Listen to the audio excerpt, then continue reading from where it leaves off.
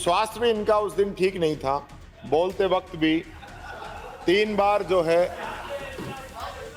अब आप इतनी सीरियस घटना हो रही है और आप लोग जो है इस चीज का मजाक आप समझ रहे हैं। उनके खांसी थी, प्रॉब्लम। हमारे माननीय सदस्य जिनकी एज मैं समझता हूं 81 साल उनकी है, 83 है। सबसे महत्वपूर्ण बात यह है कि दोनों ही जो माननीय सदस्य दोनों ही कोटा से आते हैं। मैंने पता किया है कि इनके जो संबंध है ना, वो भी एकदम बहुत अच्छे संबंध हैं दोनों के। सभी साथियों ने अपनी बात रखी है। पहली बात, जो माननीय कोटा से आने वाले सदस्य ने भी जो बात कही, उस समय चेयर के ऊपर वो विराज रहे थे, क्योंकि उनको भी उस बात का पता नहीं चला, उनके संज्ञान में आई नहीं। मैं खुद भी सदन में मौजूद था। इससे ये साबित होता है कि सदस्य की जो मंशा थी वो किसी प्रकार की इस प्रकार की नहीं थी कि वो आसन को इस प्रकार से शब्दों से संबोधित करे। अगर ऐसी होती तो पूरा सदन वहां पे मौजूद था और आसन से ही नहीं, पूरे सदन से किसी भी व्यक्ति के द्वारा उस समय नहीं टोका गया और न किसी के वो बात संज्ञान में थी। मैं एक बात कहना चाहूंगा माननीय अध्यक्ष जी, हम कोई ऐसे शब्दों का पक्ष नहीं ले रहे।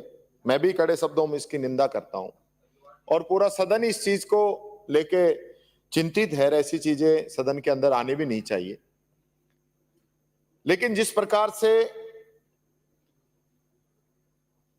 हमारे माननीय सदस्य जिनकी एज मैं समझता हूं 81 साल उनकी है, 83 है, और स्वास्थ्य भी इनका उस दिन ठीक नहीं था। बोलते वक्त भी 3 बार जो है, अब आप इतनी सीरियस घटना हो रही है और आप लोग जो है इस चीज का मजाक आप समझ रहे हैं। उनके खांसी थी, प्रॉब्लम थी, और सबसे महत्वपूर्ण बात यह है कि दोनों ही जो माननीय सदस्य दोनों ही कोटा से आते हैं।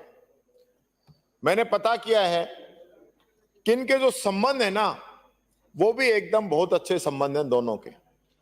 हो सकता है इस संबंध बस आपस में कोई बात इनकी निकली हो, लेकिन वो सदन की मर्यादा के अनुरूप नहीं है। माननीय अध्यक्ष जी, आप कृपा निधान है,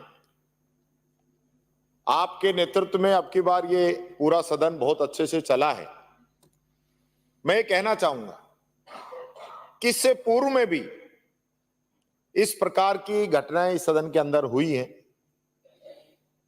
मैं उनका उदाहरण नहीं देना चाहूंगा, लेकिन मैं आसन से ये उम्मीद करता हूं कि पूर्व में भी आसन ने उस बात को गंभीरता से लेते हुए और माननीय सदस्य के खेद प्रकट करने के बाद में उसे माफ किया है। और मैं समझता हूं किसी भी सदस्य के द्वारा कोई शब्द कहा गया हो और वो उसको रियलाइज कर ले और उसके लिए सदन के अंदर खेद प्रकट कर दे, तो मैं समझता हूं अध्यक्ष जी, क्षमा से बढ़कर बड़ा कोई दंड नहीं है। मैं, क्योंकि मेरे पक्ष के मेरे दल के सदस्य हैं और हमारा पूरा दल भी इस चीज को लेकर आहत है, मैं स्वयं भी मैं खेद प्रकट करता हूं कि इस प्रकार के शब्दों का इस सदन के अंदर कोई जगह नहीं है और नहीं होनी चाहिए।